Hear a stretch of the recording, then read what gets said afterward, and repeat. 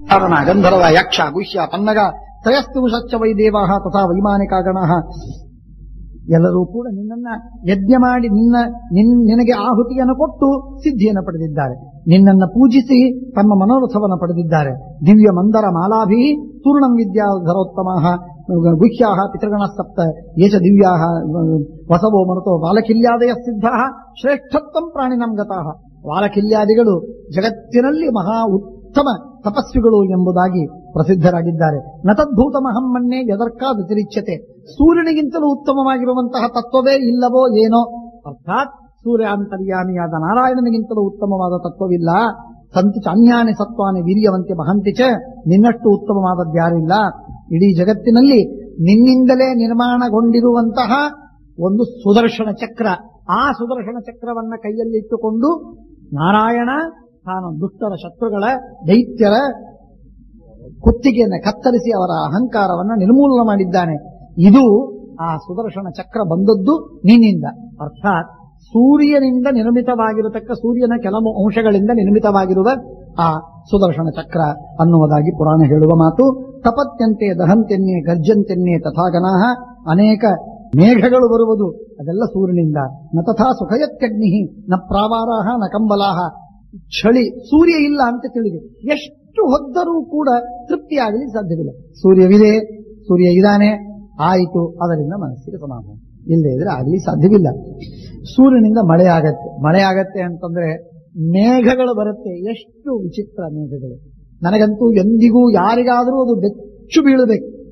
ಆಶ್ಚರ್ಯ ಅಂದ್ರೆ ಪರಮಾಶ್ಚರ್ಯದ ಸಂಗತಿ. ಮಳೆಯಲ್ಲಿ ನೀರಿನಲ್ಲಿ ಮೇಘಗಳಲ್ಲಿ ಎಷ್ಟಿದೆ ಹೇಳಿ? ಎಷ್ಟು ಎಷ್ಟು ಎಷ್ಟು ಟನ್ನು ನೀರಿದೆ ಹೇಳಿ? ಲೆಕ್ಕವಿಲ್ಲ. ಅಷ್ಟು ಮೇಘವಿದೆ. 7 ದಿನ ಅಖಂಡವಾಗಿ ಮಳೆ ಹರಿತದೆ, ಬೀಳುತ್ತದೆ. ಅಷ್ಟು ಮೇಲೆ ನೀರು ನಿಂತಿದೆ. ನೀವು ಒಂದು ಹನಿಯನ್ನು ಮೇಲೆ ನೀರಕ್ಕೆ ಚೆಲ್ಲಿಸಿ, ಪ್ರಾಚ್ಯಾಂ ದಿಶಿ ದೇವಾರುತ್ತಜೋ ಮಾರ್ಜಯಂತ ಸಿಡಿಸಿ, ಒಂದು ಹನಿಯನ್ನು ಹೀಗೆ ಮೇಲಕ್ಕೆ ಸಿಡಿಸಿ, ಏನಾಗತ್ತೆ? ಆ ನೀರು ಕೆಳಗೆ ಬೀಳುತ್ತದೆ. ಆದರೆ ಟನ್ನುಗಟ್ಟಲೆ ನೀರು ಮೇಲೆ ಮೇಘವಾಗಿ ಮೇಲೆ ನಿಂತಿದೆ. ಎಷ್ಟು ವಿಚಿತ್ರ! ಡಿಸ್ಯಾಲಿನೇಷನ್ ಅಂತನ್ನುವ ಪ್ರಾಜೆಕ್ಟಿನ ಒಂದು ಕಾನ್ಸೆಪ್ಟ್ಗಳನ್ನ ಇವತ್ತಿನ ಜನ ತೆಗೆದಿದ್ದಾರೆ. ಡಿಸ್ಯಾಲಿನೇಷನ್ ಮಾಡಿ ಕೊಡುವಂತಹದ್ದು. ಸಮುದ್ರದ ನೀರನ್ನ ಉಪ್ಪು ರಹಿತವಾಗಿ ಮಾಡಿ ಶುದ್ಧ ನೀರು ಮಾಡಿ ಪೋರ್ಟಬಲ್ ಆಗಿ ಮಾಡುವಂತಹ ಕೆಲಸ. ಇದಕ್ಕೆ ಎಷ್ಟು ಖರ್ಚು, ಎಷ್ಟು ಶ್ರಮ, ಎಷ್ಟು ಆಯಾಸ. ಇಷ್ಟೆಲ್ಲದರಿಂದ ಆಗುವುದು ಎಷ್ಟು ಜನರಿಗೆ? ಆದರೆ ಮೇಘ, ಮಳೆ ಏನಿಲ್ಲ, ಏನೇನು ಸಮಸ್ಯೆ ಇಲ್ಲ. ಯಾವ ಎನರ್ಜಿಯ ಖರ್ಚೇ ಇಲ್ಲ ನಿಮಗೆ. ಇನ್ನು ಮತ್ತಷ್ಟು ಎನರ್ಜಿ ಜನರೇಟ್ ಆಗತ್ತೆ ಆ ನೀರಿನಿಂದ. ಇಂಥ ಅದ್ಭುತವಾದಂತಹ ಪ್ಲಾನ್ ಅನ್ನ ಭಗವಂತ ಮಾಡಿಟ್ಟು ಸೂರ್ಯನಿಗೆ ಈ ಜವಾಬ್ದಾರಿಯನ್ನು ವಹಿಸಿಕೊಟ್ಟ. ಆ ಸೂರ್ಯ ಯಾರಿಗೂ ಏನು ಮಾಡದೆ ನೀರನ್ನು ಮಾತ್ರ ಮೇಲಕ್ಕೆತ್ತಿ ಒಯ್ದು ಅದನ್ನು ಹಗರಾಗಿ ಇಟ್ಟಿರ್ತಾನೆ. ಕಾಲ ಬಂದಾಗ ಮಳೆಯಾಗತ್ತೆ. ಇದು ಇಡೀ ಜಗತ್ತಿಗೆ ಪೂರೈಸುವ ನೀರು ಸರಬರಾಜು ಮಾಡತಕ್ಕಂತಹ ವ್ಯವಸ್ಥೆ ಇದು ಇಡೀ ಜಗತ್ತು. ಏನು ಅದ್ಭುತವಾದ ಕ್ರಮ ಇದು! ಸಮುದ್ರಕ್ಕೆ ನೀರು ಬಂತು, ಬಾವಿಗೆ ನೀರು ಬಂತು, ನದಿಗೆ ನೀರು ಬಂತು, ಕೆರೆಗೆ ನೀರು ಬಂತು, ಬೆಟ್ಟಕ್ಕೆ ನೀರು ಬಿತ್ತು, ಗದ್ದೆಗಳಿಗೆ ನೀರು ಬಂತು, ಮನೆಗಳ ಎಲ್ಲ ಕಡೆಗೆ ನೀರು. ಸಮೃದ್ಧಿಯೋ ಸಮೃದ್ಧಿ. ಪಾಪ ಮಾಡಿದ್ದಕ್ಕೆ ನಾವು ನೀರನ್ನು ಕಡಿಮೆ ಮಾಡಿಕೊಳ್ತೇವೆ ಹೊರತು ಇನ್ನೇನು ಕಾರಣಗಳಿಲ್ಲ. ಎಷ್ಟು ಸಮೃದ್ಧವಾದ ನೀರು. ಹಾಗಾಗಿ ಅದನ್ನು ಮರಿಬಾರದು ನಾವು. ಭಗವಂತ ಸೂರ್ಯನಾರಾಯಣ, ಸೂರ್ಯಾಂತರ್ಯಾಮಿಯಾದ ಭಗವಂತ ನಮಗೆ ಕೊಟ್ಟ ನೀರು ಇಷ್ಟು ಸಮೃದ್ಧವಾಗಿರುವಾಗ 1 ಬೊಗಸೆ 3 ಬೊಗಸೆ ನೀರು ನಿಮಗೆ ಕೊಡ್ಲಿಕ್ಕಾಗುವುದಿಲ್ಲ ದೇವರಿಗೆ ಅಂದ್ರೆ ಕೃತಜ್ಞರಲ್ಲ. ತ್ರಯಾಣಾಮಪಿ ಲೋಕಾನಾಂ ಹಿತಾಯೈಕ ಪ್ರವರ್ತತೆ ತವ ಯದ್ಯುದಯೋ ನ ಸ್ಯಾತ್ ಅಂಧಂ ಜಗದಿದಂ ಭವೆ. ಸೂರ್ಯ ಇಲ್ಲ ತಿಳಿದು ಕತ್ತಲೆ ಗವಿ, ಇಡೀ ಜಗತ್ತು ಕತ್ತಲೆ. ಆದ್ದರಿಂದ ಸೂರ್ಯನ ಬಹಳ ದೊಡ್ಡ ಲಾಭವಿದೆ. ನಚ ಧರ್ಮಾರ್ಥ ಕಾಮೇಶು ಪ್ರವರ್ತೇರನ್ ಮನೀಷಿಣಃ. ಆಧಾನ, ಪಶುಬಂಧ, ಇಷ್ಟಿ, ಮಂತ್ರ, ಯಜ್ಞ, ತಪಸ್ಸು, ಕ್ರಿಯಾ ಎಲ್ಲವೂ ನಿನ್ನಿಂದ ಆಗತ್ತೆ. ಯದರ್ ಬ್ರಹ್ಮಣ ಪ್ರೋಕ್ತಂ ಸಹಸ್ರಯುಗ ಸಂಹಿತಂ ತಸ್ಯತ್ವಮಾದಿರಂತಶ್ಚ ಕಾಲಜ್ಞೆ ಪರಿಕೀರ್ತಿತಃ. ಮನುಗಳು, ಮನುಪುತ್ರರು ಅಥವಾ ಮನ್ವಂತರಗಳು ಎಲ್ಲ ನಡೆಯುವುದು ನಿನ್ನಿಂದ. ಹುಟ್ಟು ಸಾವುಗಳಾಗುವುದು ನಿನ್ನಿಂದ. ಎಲ್ಲವೂ ಆಗುವುದು ನಿನ್ನಿಂದ. ಇಂಥ ದೊಡ್ಡದಾದಂತಹ ನೀನು ಮಾಡ್ತಾ ಇದ್ದಿ ಅಂತ ಬಹಳ ವಿಸ್ತಾರವಾಗಿರುವ ಸ್ತೋತ್ರವಿದೆ. ಆದರೆ ಮುಂದಿನ ಸ್ತೋತ್ರ ಇಷ್ಟೆಲ್ಲ ಸ್ತೋತ್ರವನ್ನು ಮಾಡಿ ಏವಮುಕ್ತ ಇಷ್ಟೆಲ್ಲ ಹೇಳಿದ ಮೇಲೆ ಸೂರ್ಯ ಪ್ರತ್ಯಕ್ಷನಾದ. ಇಷ್ಟು ಸೂರ್ಯ ಪ್ರತ್ಯಕ್ಷನಾದ ಮೇಲೆ ಏನ್ ಬೇಕು ನಿನಗೆ? ಕಂಠದಗ್ನ. ಇಲ್ಲಿಯವರೆಗೆ ನೀರಿನಲ್ಲಿ ನಿಂತಿದ್ದಾನೆ, ಸ್ನಾನ ಮಾಡಿ ಇಲ್ಲಿಯವರೆಗೆ ನೀರಿನಲ್ಲಿ ನಿಂತಿದ್ದಾನೆ, ಸ್ತೋತ್ರ ಮಾಡ್ತಾ ಇದ್ದಾನೆ. ಬಂದಾಗ ಸೂರ್ಯನಿಗೆ ನಮಸ್ಕಾರ ಮಾಡಿದ. ನಿನಗೇನ್ ಬೇಕು ಕೇಳು, ನಾನು ಕೊಡ್ತೇನೆ ಅಂತಂತಾನೆ. ಕೊಡ್ತೇನೆ ಅಂತಂದಾಗ ಗೃಹೀಶ್ವ ಪಿಠರಂ ತಾಮ್ರಂ ಮಯಾ ದತ್ತಂ ನರಾಧಿಪ ಯಾವದ್ ವರ್ತ್ಸತಿ ಪಾಂಚಾಲಿ ಪಾತ್ರೆ ನಾನೇನ ಸುವ್ರತ. ಆಶ್ಚರ್ಯದ ಮಾತನ್ನು ಹೇಳ್ತೀನಿ, ತಪ್ಪು ತಿಳಿಬೇಡಿ. ಆಗ ಹೇಳ್ತಾನೆ, ಅಹಮನ್ನಂ ಪ್ರದಾಸ್ತ್ಯಾಮಿ. ನಿನಗೆ ಏನ್ ಬೇಕು? ನಿನಗೆ ಅನ್ನ ಬೇಕಲ್ಲ, ಎಲ್ಲ ಋಷಿಗಳಿಗೆ ಹೊಟ್ಟೆಗೆ ಹಾಕುವುದಕ್ಕೆ ನಿನಗೆ ಸಮೃದ್ಧಿ ಬೇಕಲ್ಲ, ಐಶ್ವರ್ಯ, ಅದು ನಾನು ಕೊಡ್ತೇನೆ. ತಗೋ. ಏನು? ಚಿಕ್ಕ ಪಾತ್ರೆ, ಇಷ್ಟೇ ಇಷ್ಟು ಪಾತ್ರೆಯನ್ನು ಕೊಟ್ಟ. ಇಷ್ಟೇ ಇಷ್ಟು ಪಾತ್ರೆಯನ್ನು ಕೊಟ್ಟ. ಸಣ್ಣ ಕೈಯಲ್ಲಿ ಹಿಡಿಯುವಷ್ಟು ಸಣ್ಣ ಪಾತ್ರೆಯನ್ನ, ತಾಮ್ರದ ಪಾತ್ರೆಯನ್ನು ಕೊಟ್ಟ. ತಾಮ್ರದ ತಗಡಿನ ಪಾತ್ರೆ, ಅದು ಗಟ್ಟಿಯಲ್ಲ, ತಗಡಿನ ಪಾತ್ರೆ. ಆ ಪಾತ್ರೆಯನ್ನು ಕೊಟ್ಟ. ತಗೋ, ಇದನ್ನಿಟ್ಕೊಂಡು ನೀನು ಉಪಾಸನೆ ಮಾಡು. ಇದರಿಂದ ನಿನಗೆ ಏನ್ ಬೇಕೋ ಅದೆಲ್ಲ ಬರುತ್ತೆ. ಆದ್ರೆ ಒಂದೇ ಕರಾರು. ಏನ್ ಕರಾರು? ಏನು ನಿಯಮ ಅಂದ್ರೆ, ನೀನ್ ಎಷ್ಟು ಜನನಿಗಾದ್ರೂ ಊಟಕ್ಕೆ ಹಾಕು, 10,000ವಲ್ಲ, 1,00,000 ಜನನಿಗೆ ಊಟಕ್ಕೆ ಹಾಕು. ಆದರೆ ಒಮ್ಮೆ ದ್ರೌಪದಿ ಊಟ ಮಾಡಿದ್ಲೋ, ಅವಳ ಊಟವಾಗಿ ಅಂಜಲಗೋಮವಾಯಿತೋ, ಆಮೇಲೆ ಇದರಲ್ಲಿ ಏನು ಹುಟ್ಟುವುದಿಲ್ಲ. ಸಾಯಂಕಾಲದ ಅಡಿಗೆ ಅಂತ ಅನಬೇಡ. ಒಂದೊತ್ತು ಊಟ ಮಾಡು, ಬೇಡ ಆಗಲೇ ಬಂದದ್ದನ್ನು 2 ಹೊತ್ತು ಇಟ್ಕೋ. 2 ಹೊತ್ತು ಬಿಸಿಯನ್ನ ಸಿಗುವುದಿಲ್ಲ. ದ್ರೌಪದಿ ಊಟ ಮಾಡುವವರೆಗೆ ಮಾತ್ರ ಇದರಲ್ಲಿ ನಿನಗೆ ಬೇಕಾದದ್ದು ಬರುತ್ತೆ. ದ್ರೌಪದಿ ಊಟವಾದ ಮೇಲೆ ಇದರಲ್ಲಿ ಏನು ಬರುವುದಿಲ್ಲ ನಿನಗೆ ಅಂತ ಹೇಳಿ, ಆ ಸೂರ್ಯ ಆ ತಾಮ್ರದ ಪಿಠರ ಅಂದ್ರೆ ಪಾತ್ರೆ, ತಾಮ್ರದ ಪಾತ್ರೆಯನ್ನ ಅವನ ಕೈಯಲ್ಲಿ ಕೊಡ್ತಾನೆ, ಧರ್ಮರಾಜನ ಕೈಯಲ್ಲಿ. ಇಂದಿಗಾದರೂ ಶ್ರೀಮಠದಲ್ಲಿ, ಉತ್ತರಾದಿ ಮಠದಲ್ಲಿ ನಾವು ನೋಡ್ತೇವೆ, ಒಂದು ಸಣ್ಣ ಚಿಕ್ಕದಾದ ತಾಮ್ರದ ಪಾತ್ರೆ. ಅದು ಎಲ್ಲರಿಗೆ ಕಾಣಿಸುವುದಿಲ್ಲ, ಅದಕ್ಕೆ ಬಂಗಾರದ ಕವಚವಿದೆ. ಆದ ಪಾತ್ರೆಯೇ ಚಿಕ್ಕದು, ಹಾಗಾಗಿ ಕಾಣಿಸುವುದೇ ಇಲ್ಲ. ಅದರ ಮೇಲೂ ಬಂಗಾರದ ಕವಚವಿದೆ, ಹಾಗಾಗಿ ತಾಮ್ರವನ್ನು ನೋಡುವುದಕ್ಕೆ ಅವಕಾಶ ಸಿಗುವುದಿಲ್ಲ. ಅದು ತಾಮ್ರವನ್ನು ನೋಡುವುದಕ್ಕೆ ಅವಕಾಶ ಸಿಗಬೇಕಾದ್ರೆ ಸ್ವಾಮಿಗಳನ್ನ ಇಲ್ಲಿ ಒಂದು ಸಲ ಕರೆಸೋಣ, ಕರೆಸಿ ಅವರನ್ನ ಪೂಜೆ ಪ್ರಾರ್ಥನೆ ಮಾಡಿ, ಆ ಒಂದು ಅದಕ್ಕೇನಂತಾರೆ, ಅದಕ್ಕೆ ಸಹಸ್ರ ಶಂಖಾಭಿಷೇಕ, ಮಹಾಭಿಷೇಕ ಇತ್ಯಾದಿಗಳನ್ನು ಮಾಡ್ತಾರೆ. ಆ ಸಂದರ್ಭದಲ್ಲಿ ಅದಕ್ಕೂ ಅಭಿಷೇಕ ಮಾಡಿದಾಗ ಅದನ್ನು ಉದ್ವರ್ತನ ಅಂತಂತಾರೆ, ತೊಳೆಯೋದು. ಆ ಉದ್ವರ್ತನ ಮಾಡುವ ಸಂದರ್ಭದಲ್ಲಿ ಬಂಗಾರದ ಕವಚವನ್ನು ತೆಗೆದು ತಾಮ್ರದ ಪಾತ್ರೆಗೆ ತೊಳೆದು ಸ್ವಚ್ಛ ಮಾಡಿ ಅದರೊಳಗೆ ಹಾಕಿರ್ತಾರೆ. ಆಗ ಮಾತ್ರ ವರ್ಷಕ್ಕೆ 1 ದಿನ 2 ದಿನ ಮಾತ್ರ ಆ ತಾಮ್ರದ ಪಾತ್ರೆಯನ್ನು ನೋಡುವುದಕ್ಕೆ ಸಿಕ್ತು. ಇಂದಿಗಾದರೂ ಚಿಕ್ಕ ಪಾತ್ರೆ, ಏನು ಬೇಕು ಅದು ನಿಮಗೆ ಸಿಗುತ್ತೆ. ಅಕ್ಷಯ ಪಾತ್ರ ಬಹಳ ಅದ್ಭುತವಾಗಿರತಕ್ಕಂಥದ್ದು. ಅಂದ್ರೆ ಅದು ಬಂಗಾರದ ಪಾತ್ರವಲ್ಲ, ಸೂರ್ಯ ಕೊಟ್ಟದ್ದು ಬಂಗಾರದ ಪಾತ್ರವಲ್ಲ. ಮಹಾಭಾರತ ಹೇಳ್ತದೆ ಸ್ಪಷ್ಟವಾಗಿ, ಗೃಹೀಶ್ವ ಪಿಠರಂ ತಾಮ್ರಂ ಮಯಾ ದತ್ತಂ ನರಾಧಿಪ ಯಾವದ್ ವರ್ತ್ಸತಿ ಪಂಚಾಲಿ ಪಾತ್ರೆ ನಾನೇನ ಸುವ್ರತ. ಎಷ್ಟು ಹೊತ್ತಿನವರೆಗೆ ದ್ರೌಪದಿ ಇದ್ದಾಳೋ, ಉಪವಾಸ ಇದ್ದಾಳೋ, ಅವಳಿಗೆ ಅಷ್ಟೊತ್ತಿನವರೆಗೆ ಆಹಾರ ಸಿಗುತ್ತೆ. ದ್ರೌಪದಿ ಊಟವಾದ ಮೇಲೆ ಸಿಗುವುದಿಲ್ಲ. ಫಲಮೂಲಾಮಿಷಂ ಶಾಕಂ. ಯಾರೋ ಬ್ರಾಹ್ಮಣರು ಬಂದ್ರು, ನಾವು ಊಟ ಮಾಡೋದಿಲ್ಲ, ಅನ್ನ ತಿನ್ನೋದಿಲ್ಲ ಅಂತಂದ್ರೆ ಅವ್ರಿಗೆ ಏನ್ ಮಾಡಬೇಕು? ಹಣ್ಣು ಸಿಗತ್ತೆ, ಎಲೆ ಸಿಗತ್ತೆ, ಯಾವುದು ಬೇಕೋ ಅದು ಸಿಗತ್ತೆ. ಅವ್ರು ಯಾರು ಏನು ಊಟ ಮಾಡ್ತಾರೆ, ನಿನ್ನ ಮನೆಗೆ ಬಂದಿರ್ತಾರೆ, ನೀನ್ ಏನು ಬೇಡ್ತಿ ಅದು ಅಲ್ಲಿ ಸಿಗತ್ತೆ. ಫಲಮೂಲಾಮಿಷಂ ಶಾಕಂ, ಪಪ್ಪಲು, ಗೆಡ್ಡೆ, ಗಣಿಸೆ, ಗೆಣಸು, ಎಲ್ಲ ತರಕಾರಿಗಳು ಸಿಗುವು. ಸಂಸ್ಕೃತಂ ಎನ್ಮಹಾನಸೆ. ಅಷ್ಟು ಮಾತ್ರವಲ್ಲ, ಅಡಿಗೆ ಮಾಡಿದ್ದು ಸಿದ್ಧವಾದ ಅನ್ನ, ಒಳ್ಳೆ ಹುಳಿ ಬೇಕು ತಯಾರು, ಒಳ್ಳೆ ಗೊಜ್ಜು ಬೇಕು ತಯಾರು, ಅಂಬೋಡಿ ತಯಾರು, ಏನ್ ಬೇಕು ಅದು ತಯಾರು. ಅಲ್ಲಿ ಹೊರಗೆ ತಂದ ಮೇಲೆ ಅದನ್ನ ತಯಾರು ಮಾಡಬೇಕು ಅಂತೇನಿಲ್ಲ. ಕೆಲವರಿಗೆ ಉದ್ದಿನ ವಡೆ ಸೇರುತ್ತೆ, ಅದು ತಯಾರಾಗುತ್ತೆ. ಯಾವದ್ ವರ್ಷ ಚತುರ್ವಿಧಂ ತದನ್ನಾದ್ಯಂ ಅಕ್ಷಯ್ಯಂತೆ ಭವಿಷ್ಯತಿ. ಆಗ ಹೇಳ್ತಾರೆ, ಒಂದು ಹೇಳುವ ಮಾತು ನೋಡಿ, ಬಹಳ ಮಹತ್ವದ್ದು. ಏನ್ ಮಹಾನಸೆ, ಅದು ನಿನಗೆ ಬರುವುದು ಸ್ವಲ್ಪ ನಿನಗೆ ಆ ಪಾತ್ರೆಯಿಂದ ಬರುವುದು ಸ್ವಲ್ಪ. ಅದನ್ನ ನೀನು ಎಷ್ಟಾದ್ರೂ ಬೆಳೆಸು, ಸಿಗತ್ತೆ. ಪಾತ್ರೆ ಚಿಕ್ಕದು, ಹಾಗಾಗಿ ನಿನಗೆ ಬಹಳ ಸಿಗುವುದಿಲ್ಲ, ಅದರಲ್ಲಿ ಅಲ್ಲಿ ಸ್ವಲ್ಪ ಸಿಗುವುದು. ಆದರೆ ಅದನ್ನು ಬೆಳೆಸಿದ್ರೆ ನೀನು ಎಷ್ಟಾದ್ರೂ ಬೆಳೆಸು, ನಿನಗೆ ಸಿಗತ್ತೆ. ಅಕ್ಷಯ್ಯಂತೆ ಭವಿಷ್ಯತಿ.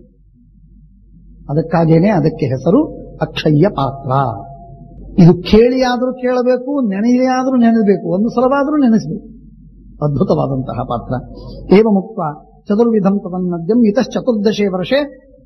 ಇದಲ್ಲದೆ ನನ್ನ ಪೂಜೆ ಮಾಡಿದ್ದಕ್ಕಾಗಿ, ನನ್ನ ಆರಾಧನೆ ಮಾಡಿದ್ದಕ್ಕಾಗಿ ಇನ್ನು 14ನೇ ವರ್ಷಕ್ಕೆ ನಿನಗೆ ರಾಜ್ಯ ಸಿಗತ್ತೆ, ನನ್ನ ಅನುಗ್ರಹವಿದೆ, ಹೋಗು ಅಂತ ಹೇಳಿ ಅಂತರ್ಹಿತನಾಗಿದ್ದಾನೆ ಸೂರ್ಯ.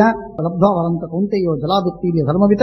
ಎದ್ದು ಬಂದ ಧೌಮ್ಯಾಚಾರ್ಯರಿಗೆ ಕಾಲಿಗೆ ಬಿದ್ದು ಗಟ್ಟಿಯಾಗಿ ಕಾಲಿಡಿದ. ಸ್ವಾಮಿ, ನಿಮ್ಮ ಅನುಗ್ರಹದಿಂದ ನೀವು ಮಂತ್ರ ಕೊಟ್ರಿ, ಆ ಮಂತ್ರ ಜಪ ಮಾಡಿದೆ, ಸೂರ್ಯನ ಪ್ರಾರ್ಥನೆ ಮಾಡಿದೆ, ಸೂರ್ಯ ಪ್ರಸನ್ನನಾಗಿ ಈ ತಾಮ್ರದ ಪಾತ್ರೆಯನ್ನು ಕೊಟ್ಟಿದ್ದಾನೆ, ಇದರಲ್ಲಿ ಕಂಡದ್ದು ಸಿಗತ್ತಂತೆ.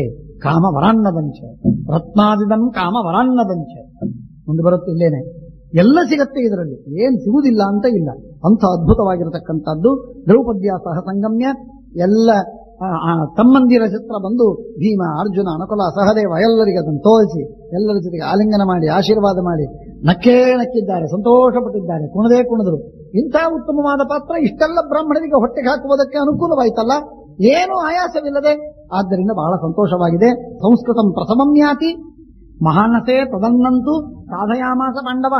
ಸಂಸ್ಕೃತಂ ಪ್ರಥಮಮ್ಯಾತಿ ತಯಾರಾಗಿ ಅಂದ್ರೆ ಏನು? ಆ ಅಕ್ಷಯ ಪಾತ್ರೆಯಿಂದ ಹೊರಗೆ ಬಂದ ಮೇಲೆ ಒಗ್ಗರಣೆ ಹಾಕುವ ಅವಶ್ಯಕತೆಯೂ ಇಲ್ಲ. ಅಕ್ಷಯ ಪಾತ್ರೆಯಿಂದ ಹೊರಗೆ ಬಂದ ಮೇಲೆ ಕೊಬ್ಬರಿ ಹಾಕುವುದು ಅದು ಅವಶ್ಯಕತೆ ಇಲ್ಲ, ಎಲ್ಲ ರೆಡಿ. ಬಹಳ ಮಹತ್ವದ ಮಾತಿದ್ದು. ಸಂಸ್ಕೃತಂ ಪ್ರಸವಮ್ಯಾತಿ, ನಾನು ಹೇಳುವ ಮಾತು ಸರಿಯಾಗಿ ಅರ್ಥ ಮಾಡಿಕೊಳ್ಳಬೇಕು. ಸಂಸ್ಕೃತಂ ಪ್ರಸವಮ್ಯಾತಿ ಸ್ವಲ್ಪ ಮನ್ನಂ, ಬರುವುದು ಮಾತ್ರ ಸ್ವಲ್ಪ. ಅಂದ್ರೆ ಇಷ್ಟು ಸಣ್ಣದೆಲ್ಲ ಬರ್ತದೆ, ಸಣ್ಣದಾಗಿ ಬರ್ತಾ ಅನ್ನ ಬೇಕು, ಅನ್ನ ಬಂತು, ಅದನ್ನು ಒಂದು ಪತ್ರೆಯಲ್ಲಿ ಹಾಕು, ಅದು ಬೆಳೆದು ಬಿಡುತ್ತದೆ. ನನಗೆ ಎಷ್ಟು ಜನ ಬೇಕೋ, ಎಷ್ಟು ಜನ ಇದ್ದಾರೆ ಅಷ್ಟು ಬೆಳೆದು ಬಿಡುತ್ತದೆ, ಎಷ್ಟು ಜನ ಇದ್ದಾರೆ ಅಷ್ಟು ಬೆಳೀತದೆ. ಸಂಸ್ಕೃತಂ ಪ್ರಸವಮ್ಯಾತಿ ಸ್ವಲ್ಪ ಮನ್ನಂ ಚತುರ್ವಿಧಂ, ಸ್ವಲ್ಪವಾದ ಅನ್ನ 4 ವಿಧವಾದದ್ದಾಗಿ ಬರ್ತದೆ. ಅಕ್ಷಯಂ ವರ್ಧತೆ ಚಾನ್ನಂ ತೇನ ಅಭೋಜಯತ ದ್ವಿಜ. ಹಾಗಾಗಿ ಎಲ್ಲ ಬ್ರಾಹ್ಮಣನಿಗೆ ಭೋಜನ, ತೃಪ್ತಿಯಿಂದ ಭೋಜನ, ಏನು ಕಡಿಮೆ ಆಗಲಿಲ್ಲ ಧರ್ಮರಾಜನು. ಕಿಮಲಭ್ಯಂ ಭಗವತಿ ಪ್ರಸನ್ನೇ ಶ್ರೀನಿಕೇತನೆ, ಕಿಮಲಭ್ಯಂ ಭಗವತಿ ಪ್ರಸನ್ನೇ ಶ್ರೀನಿಕೇತನೆ. ದೇವರ ಅನುಗ್ರಹವಿದ್ದರೆ 50 ರೂಪಾಯಿ ಬೇಕಾದಾಗ 50 ರೂಪಾಯಿ ಸಿಗತ್ತೆ, 500 ಬೇಕಾದಾಗ 500 ಸಿಗತ್ತೆ, 5,000 ಬೇಕಾದಾಗ 5,000 ಸಿಗತ್ತೆ, 50,000 ಅವಶ್ಯಕವಿದ್ದಾಗ 50,000 ಸಿಗತ್ತೆ. ದೇವರ ಅನುಗ್ರಹವಿದ್ದು ಒಂದು ಬೇಕು, ಇನ್ಯಾವುದು ಬೇಕಾಗಿಲ್ಲ.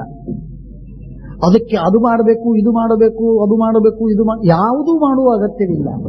ದೇವರ ಅನುಗ್ರಹವನ್ನು ಒಂದು ಪಡಿಬೇಕು, ದೇವರ ಅನುಗ್ರಹವನ್ನು ಒಂದನ್ನು ಪಡಿಬೇಕು. ಫಂಡ್ ರೇಸಿಂಗ್ ಮಾಡಿದರೆ ಹಣ ಬರ್ತದೆ ಅಂತ ತಿಳಿಬೇಡಿ, ದೇವರ ಅನುಗ್ರಹವನ್ನು ಒಂದನ್ನು ಪಡಿಬೇಕು, ಇನ್ನೊಂದು ಎಲ್ಲ ಸುಳ್ಳು.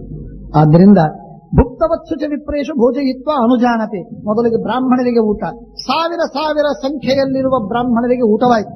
ಆಮೇಲೆ ತಮ್ಮಂದಿರು ಊಟ ಮಾಡಬೇಕು. ಭೀಮ, ಅರ್ಜುನ, ನಕಲ, ಸಹದೇವ ಅವರಿಗೆ ಆಜ್ಞೆ ಮಾಡ್ತಿದ್ದ, ಅಣ್ಣ ನಿನ್ ಬಿಟ್ಟು ಹೇಗೆ ಊಟ ನಾನು ಹೇಳ್ತೀನಿ, ಊಟ ಮಾಡಬೇಕು. ಅವರೆಲ್ಲ 4 ಜನ ಊಟ. ಅದಾದ ಮೇಲೆ ಧರ್ಮರಾಜ ಊಟ, ಧರ್ಮರಾಜ ಆದ ಮೇಲೆ ದ್ರೌಪದಿ ಊಟ, ಆಮೇಲೆ ಮುಗಿತು. ಪಾತ್ರ ತಿಕ್ಕಿಟ್ಟು ತೊಳೆದಿಟ್ಟು ಬಿಟ್ರೆ ಮಾರನೇ ದಿವಸ ಸೂರ್ಯೋದಯದ ತನಕ ಏನಿಲ್ಲ. ಹೀಗೆ ವ್ಯವಸ್ಥೆ. ಶೇಷಂ ವಿಗಸ ಸೌಂದ್ಯಂತ ಪಶ್ಚಾತ್ ಭುಂಕ್ತೆ ಯುಧಿಷ್ಠಿರಂ ಭೋಜಯಿತ್ವ ಶೇಷ ಭಷ್ಣಾತಿ ಪಾರ್ಷತಿ ದ್ರೌಪದ್ಯಂ ಭುಜ್ಯಮಾನಾಯಾಂ ತದನ್ನಂ ಕ್ಷಯಮೇತಿ. ಆಮೇಲೆ ಇಷ್ಟು ಅನ್ನ ಇಟ್ಕೊಂಡಿದ್ರು ಕೂಡ ಮುಗಿದೋಗ್ಬಿಡುತ್ತಿದ್ರು. ತೆಗೆದಿಟ್ಟಿರೋಣ ಸ್ವಲ್ಪ, ಇನ್ನು ಬಂದ್ರೆ ಇರಲಿ. ದ್ರೌಪದಿ ಊಟವಾದ ಆಗುವಾಗ ತೆಗೆದಿಟ್ಟ ಅನ್ನವಿದ್ರೂ ಕೂಡ ತಪ್ಪೇಲಿ ತುಂಬ ತೆಗೆದಿಟ್ಟಿದ್ರು, ಖಾಲಿ. ತದನ್ನಂ ಕ್ಷಯಮೇತಿಚ, ನಾನು ಹೇಳುವ ಮಾತಲ್ಲ, ಮಹಾಭಾರತ ಹೇಳುವ ಮಾತು. ದ್ರೌಪದ್ಯಂ ಭುಜ್ಯಮಾನಾಯಂ ತದನ್ನಂ ಕ್ಷಯಮೇತಿಚ. ಹಾಳಾಗ್ತಿತ್ತಲ್ಲ, ಆ ಅನ್ನವೇ ಉಳಿತಿರಲಿಲ್ಲ. ಹೀಗೆ ವ್ಯವಸ್ಥೆ ಇತ್ತು. ಏವಂ ದಿವಾಕರ ಪ್ರಾಪ್ತ ದಿವಾಕರ ಸಮಪ್ರಭ ಕಾಮಾನ್ ಮನೋಭಿಲಷಿತಾನ್ ಬ್ರಾಹ್ಮಣೇಭ್ಯೋ ಅದತತ್ ಪ್ರಭು ಪುರೋಹಿತ ಪುರೋಗಾಶ್ಚ ತಿಥಿ ಪರ ನಕ್ಷತ್ರ ಪರ್ವಸು ವಿದ್ಯಾರ್ಥಿ ಸಂಪ್ರವರ್ತಂತೆ. ಅನ್ನ ಇದ್ದ ಮೇಲೆ, ತುಪ್ಪವಿದ್ದ ಮೇಲೆ ಈ ಹೋಮಕ್ಕೇನು ಕಷ್ಟ? ಬೇಕು ತುಪ್ಪ, ಅನ್ನ, ಅದೆರಡೂ ಸಿದ್ಧವಾದ ಮೇಲೆ ಯಾಕೆ ಯಜ್ಞವಿಲ್ಲ, ಯಾಕೆ ಹೋಮ ಬೇಡ, ಯಾಕೆ ಅಗ್ನಿಹೋತ್ರ ಬೇಡ? ಎಲ್ಲರೂ ಅಗ್ನಿಹೋತ್ರ, ದರ್ಶಪೂರ್ಣ ಮಾಸ, ಜ್ಯೋತಿಷ್ಠೋಮ, ಆ ಯಾಗ ಈ ಯಾಗ, ಕಂಡ ಮನಸ್ಸಿಗೆ ಬಂದ ತಾವು ಅಂದುಕೊಂಡ ಎಲ್ಲ ಯಾಗಗಳನ್ನು ಕೂಡ ಧರ್ಮರಾಜನ ಅಧ್ಯಕ್ಷತೆಯಲ್ಲಿ, ಧರ್ಮರಾಜನ ಖರ್ಚಿನಲ್ಲಿ ಮಾಡೋದು. ಕೊನೆಗಟ್ಟು ಬ್ರಾಹ್ಮಣರಿಗಟ್ಟು ನಮಸ್ಕಾರ ಮಾಡಿ ಕೃಷ್ಣಾರ್ಪಣ ಮಸ್ತು. ಖರ್ಚಾರದು ಧರ್ಮರಾಜ, ಕೃಷ್ಣಾರ್ಪಣ ಮಸ್ತು ಬ್ರಾಹ್ಮಣರು. ಯಾಕೆ? ಅವರು ಯಜ್ಞ ಮಾಡಿದ್ರು. ಇಂಥ ಯಜ್ಞಗಳನ್ನು ಮಾಡಿ ಪುಣ್ಯವನ್ನು ಪಡೆದದ್ದು. ತತಃಕೃತ ಸ್ವಸ್ಥೇನ ಧೌಮ್ಯೇನ, ಹಾಗೆಂತೆ ತಿಳ್ಕೋಬೇಡಿ. ಸರ್ವಂ ವೇದವಿದಾಂ ಸ್ವೀಯಂ ವೇದವಿದಾಂ ಸರ್ವಂ ದೇವೇಶಾನಂಚ ಕಿಂ ಪುನಃ. ಬ್ರಾಹ್ಮಣರ ಹಣವೇ ಈ ಧರ್ಮರಾಜನ ಹಣ. ಧರ್ಮರಾಜನ ಹಣ ಸ್ವಂತ ಇಲ್ಲ, ಬ್ರಾಹ್ಮಣನ ಹಣ ಅದು. ನಮ್ಮ ಹಣ ನಮ್ದಲ್ಲ, ನಮ್ಮ ಹಣ ನಮ್ದಲ್ಲ, ನಮ್ಮದು ಅಂತ ತಿಳಿಬೇಡಿ. ನಮ್ಮದಲ್ಲ, ನಮ್ಮ ಹಣ. ನಮ್ಮ ಹಣ ಅದು ಬ್ರಾಹ್ಮಣರದು, ನಮ್ಮ ಹಣ ಗುರುಗಳದು, ನಮ್ಮ ಹಣ ಹಿರಿಯರದು, ನಮ್ಮ ಹಣ ದೇವತೆಗಳು, ನಮ್ಮದಲ್ಲ. ಅವರಿಗೆ ಮೊದಲ ಅಧಿಕಾರ, ಆಮೇಲೆ ನಮಗಧಿಕಾರ. ಆದ್ದರಿಂದ ಹಾಗಾಗಿ ಮಾಡ್ತಿದ್ರು. ದ್ವಿಜದಂಗೈ ಪರಿವೃತಾಹ ಪ್ರಯೋ ಕಮ್ಯಕಂವನಂ ಫಲ ಇತ್ಯಾದಿಗಳನ್ನು ಮಾಡಿದ್ದಾರೆ. ಸ್ತೋತ್ರವನ್ನು ಮಾಡ್ತಾ ಇದ್ದಾನೆ. ಆ ಸ್ತೋತ್ರವನ್ನು ಹೇಳ್ತಾರೆ. ಸೂರ್ಯೋ ಅರ್ಯಮ ಭಗಸ್ಪಷ್ಟ.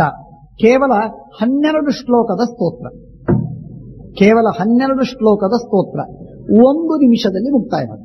ಸೂರ್ಯೋರ್ಯಮ ಭಗಸ್ಪಷ್ಟ ಭೂಷೋರ್ಕ ಸವಿತಾರವಿ ಗಭಸ್ತಿಮಾನಜ ಕಾಲೋ ಮೃತ್ಯುರ್ಧಾತ ಪ್ರಭಾಕರ ಪೃಥಿವ್ಯಾಪಶ್ಚ ತೇಜಶ್ಚ ಖಂ ವಾಯುಶ್ಚ ಪುರಾಯಣಂ ಸೋಮೋ ಬೃಹಸ್ಪತಿ ಶುಕ್ರೋ ಬುಧುಂಗಾಕರಕ ಇವ ಚ ಇಂದ್ರೋ ವ್ಯವಸ್ವಾನ್ ದೀಪ್ತಾಂಶು ಶುಚಿಶ್ಚೌರಿ ಶನಿಶ್ಚರ ಬ್ರಹ್ಮ ವಿಷ್ಣುಶ್ಚ ರುದ್ರಶ್ಚ ಸ್ಕಂದೋ ವೈಶ್ರವಣೋ ಯಮಃ ವೈದ್ಯುತೋ ಜಾಠರಶ್ಚ ಅಗ್ನಿ ಏಂಧನ ತೇಜಸಂಪತಿ ಧರ್ಮಧ್ವಜೋ ವೇದಕರ್ತ ವೇದಾಂಗೋ ವೇದವಾಹನ ಕೃತಂ ತ್ರೇತಾ ದ್ವಾಪದಶ್ಚ ಕಲಿ ಸರ್ವಾಮರಾಶ್ರಯ ಕಲಾಕಾಷ್ಠ ಮುಹೂರ್ತಶ್ಚ ಪಕ್ಷ ಮಾಸ ಋತುಸ್ತಥ ಸಂವತ್ಸರಕ ವರ್ಷೋತ್ತಃ ಕಾಲಚಕ್ರೋ ವಿಭಾವಸು ಪುರುಷಶ್ಚಾಶ್ವತೋ ಯೋಗಿ ವ್ಯಕ್ತಾವ್ಯಕ್ತ ಸನಾತನಃ ಲೋಕಾಧ್ಯಕ್ಷ ಸುರಾಧ್ಯಕ್ಷೋ ವಿಶ್ವಕರ್ಮ ತಮೋನದಃ ವರುಣ ಸಾಗರೋಂಶ್ಚ ಜೀಮೂತೋ ಜೀವನೋರಿಹ ಭೂತಾಶ್ರಯೋ ಭೂತಪತಿ ಸರ್ವಭೂತ ನಿಷೇವಿತಃ ಮಣಿಸ್ಸುವರ್ಣೋ ಭೂತಾತ್ಮ ಕಾಮದ ಸರ್ವತೋಮುಖಃ ಷಷ್ಟಾ ಸಂವರ್ತಕೋ ವನ್ನಿ ಸರ್ವಸ್ಯಾದಿರಲೋಪಃ ಅನಂತಃ ಕಪಿಲೋ ಭಾನುಃ ಕಾಮದ ಸರ್ವತೋಮುಖಃ ಜಯೋ ವಿಶಾಲೋ ವರದಃ ಸರ್ವಧಾತು ನಿಷೇವಿತ ಮನಸ್ಸು ಪೂರ್ಣೋ ಭೂತಾದಿ ಶೀಘ್ರಕ ಪ್ರಾಣಧಾರಕಃ ಧನ್ವಂತರಿ ಧೂಮಕೇತುಃ ಆದಿದೇವೋದಿತೆ ಸ್ಮೃತಃ ದ್ವಾದಶಾತ್ಮಾರವಿಂದಾಕ್ಷ ಪಿತಾಮಾತಾ ಪಿತಾಮಹ ಸ್ವರ್ಗದ್ವಾರಂ ಪ್ರಜಾದ್ವಾರಂ ಮೋಕ್ಷದ್ವಾರಂ ತ್ರಿವಿಷ್ಟಪಂ ದೇವಕರ್ತ ಪ್ರಶಾಂತಾತ್ಮ ವಿಶ್ವಾತ್ಮ ವಿಶ್ವತೋಮುಖಃ ಚರಾಚರಾತ್ಮ ಸೂಕ್ಷ್ಮಾತ್ಮ ಮೈತ್ರೇಣ ವಪುಷಾನ್ವಿತಃ ಏತದ್ವೈ ಕೀರ್ತನೀಯಸ್ಯ. ಇಷ್ಟು ಅವನ ಸೂರ್ಯನ ಸ್ತೋತ್ರ. ಇಷ್ಟನ್ನು ಅನ್ನುವುದರಿಂದ ಇದರಲ್ಲಿ 108 ಸೂರ್ಯನ ನಾಮಗಳಿವೆ. ಸೂರ್ಯನ ವಿಷ್ಣು ಸಹಸ್ರನಾಮವಿದ್ದಂತೆ ಸೂರ್ಯನ 108 ನಾಮಗಳಿವೆ. ಅಷ್ಟೋತ್ತರ ಶತನಾಮ. ಅದನ್ನ ಇದು ಇಂದ್ರದೇವರು ಮೊದಲು ಸ್ತೋತ್ರ ಮಾಡಿದ್ದು, ಅವರಿಂದ ನಾರದರಿಗೆ ಬಂತು, ನಾರದರಿಂದ ಧೌಮ್ಯಾಚಾರ್ಯರು ಕಲಿತರು, ಧೌಮ್ಯಾಚಾರ್ಯರಿಂದ ಈಗ ಧರ್ಮರಾಜ ಕಲಿತಿದ್ದಾನೆ. ಸುರಗಣ ಪಿತೃ ಯಕ್ಷ ಸೇವಿತಂ. ಹೀಗೆ ಇಂಥದ್ದು. ಇದರಿಂದ ಸೂರ್ಯೋದಯ ಸುಸಮಾಹಿತ ಪಠೆ, ಸೂರ್ಯೋದಯವಾಗ್ತಾ ಇರುವಾಗ ಈ ಸ್ತೋತ್ರವನ್ನ ಯಾರು ಚೆನ್ನಾಗಿ ಭಕ್ತಿಯಿಂದ ಪಠನ ಮಾಡ್ತಾನೋ ಅವನಿಗೆ ಪುತ್ರ ದಾರಾನ್ ಧರರತ್ನ ಸಂಚಯಾನ್, ಮಕ್ಕಳಾಗ್ತಾರೆ, ಹೆಂಡತಿ ಸಿಗ್ತಾಳೆ, ಧನ ಐಶ್ವರ್ಯ ಸಿಗ್ತದೆ, ರತ್ನಗಳು, ಎಲ್ಲ ವಿಧವಾದಂತಹ ಸಮೃದ್ಧಿ ಅವನಿಗೆ ಬರ್ತದೆ. ಇಷ್ಟೇ ಅಲ್ಲ, ಲಭೇತ ಜಾತಿ ಸ್ಮರತಾಂ, ನಾನು ಜನ್ಮಾಂತರದಲ್ಲಿ ಏನಾಗಿದ್ದೆ ಅಂತನ್ನುವುದನ್ನು ತಿಳಿದುಕೊಳ್ಳುವ, ಮುಂದಿನ ಜನ್ಮದಲ್ಲಿ ಏನಾಗತ್ತೆ ಆಗ್ತೀನಿ ಅಂತನ್ನುವುದನ್ನು ತಿಳಿದುಕೊಳ್ಳುವ ಯೋಗ್ಯತೆ, ಅಂಥ ಮಹಾಜ್ಞಾನ ಸೂರ್ಯನ ಅನುಗ್ರಹದಿಂದ ಬರ್ತದೆ. ಧೃತಿ, ಒಳ್ಳೆ ಧೈರ್ಯ ಬರ್ತದೆ. ಮೇಧಾಂ, ತಿಳಿದುಕೊಳ್ಳುವ ಶಕ್ತಿ ಬರ್ತದೆ. ಇಮಂ ಸ್ತಮಂ ದೇವವರಸ್ಯ ಯೋನತಃ ಪ್ರಕೃತ್ತೆಯ ಶುಚಿಮನ ಸುಮನಃ ಸಮಾಹಿತಃ ಸಮುಚ್ಯತೆ ಶೋಕದವಾಗ್ನಿ ಸಾಗರಾತ. ಶೋಕ, ಅನೇಕ ವಿಧವಾದ ಕಷ್ಟ, ದುಃಖ ಇವುಗಳನ್ನು ಕಳೆದುಕೊಂಡು ಎಲ್ಲ ಇಷ್ಟಾರ್ಥಗಳನ್ನು ಪಡಿತಾನೆ. ಬಹಳ ಉತ್ತಮವಾಗಿರತಕ್ಕಂಥದ್ದು. ಇದನ್ನ ಯಶ್ಚೇದಂ ಧಾರಗಿ ನಿತ್ಯಂ ಶುಣಿಯದ್ವಾಪ್ಯಭೀಕ್ಷಣಶಃ ಪುತ್ರಾರ್ಥಿ ಲಭತೆ ಪುತ್ರಂ, ಉತ್ತಮವಾದ ಮಕ್ಕಳಾಗ್ತಾರೆ ಈ ಸ್ತೋತ್ರವನ್ನು ಅನ್ನುವುದರಿಂದ. ಧನಾರ್ಥಿ ಲಭತೆ ಧನಂ, ಐಶ್ವರ್ಯವನ್ನು ಪಡಿತಾನೆ. ವಿದ್ಯೆ ಬೇಕಾದವನು ವಿದ್ಯೆಯನ್ನು ಪಡಿತಾನೆ. ವಿದ್ಯಾರ್ಥಿ ಲಭತೆ ವಿದ್ಯಾಂ. ಪುರುಷೋತ್ತಥವಾ ಸ್ತ್ರೀಯ, ಸ್ತ್ರೀಯಾಗಲಿ ಪುರುಷವಾಗಲಿ ಉಭಯ ಸಂಧೆ ಪಠಿನ್ ನಿತ್ಯಂ ನಾರೀವ ಪುರುಷೋ ಯದಿ, ಸ್ತ್ರೀಯರಾಗಲಿ ಪುರುಷರಾಗಲಿ ಇದನ್ನ ಪಠನ ಮಾಡಬೇಕು. ಇದರಿಂದ ಎಲ್ಲ ಆಪತ್ತಿನಿಂದ ಮುಕ್ತನಾಗ್ತಾನೆ, ಬಂಧನದಿಂದ ಮುಕ್ತನಾಗ್ತಾನೆ, ಯುದ್ಧದಲ್ಲಿ ಗೆಲುವನ್ನು ಪಡಿತಾನೆ, ಉತ್ತಮ ಐಶ್ವರ್ಯವನ್ನು ಹೊಂದುತ್ತಾನೆ, ಎಲ್ಲ ಪಾಪಗಳಿಂದ ಮುಕ್ತನಾಗಿ ಸೂರ್ಯಲೋಕವನ್ನು ಪಡೆದು ಪರಮಾತ್ಮನ ಅನುಗ್ರಹಕ್ಕೆ ಪಾತ್ರನಾಗ್ತಾನೆ ಅಂತ ಹೇಳಿ ಇಂಥ ಪವಿತ್ರವಾಗಿರತಕ್ಕಂತಹ ಸ್ತೋತ್ರವನ್ನು ಹೇಳಿದ್ದೇನೆ ಅಂತ ಧೌಮ್ಯಾಚಾರ್ಯರು ಹಾಗೂ ಶೌನಕರು, ಈ ವೈಶಂಪಾಯನರು, ಧರ್ಮರಾಜ ಇವರ ಈ ಸಂವಾದದಲ್ಲಿ ನಡೆದಿರತಕ್ಕಂತಹ ಪವಿತ್ರವಾದ ಸ್ತೋತ್ರ. ಶ್ರೀಕೃಷ್ಣಾರ್ಪಣಮಸ್ತು.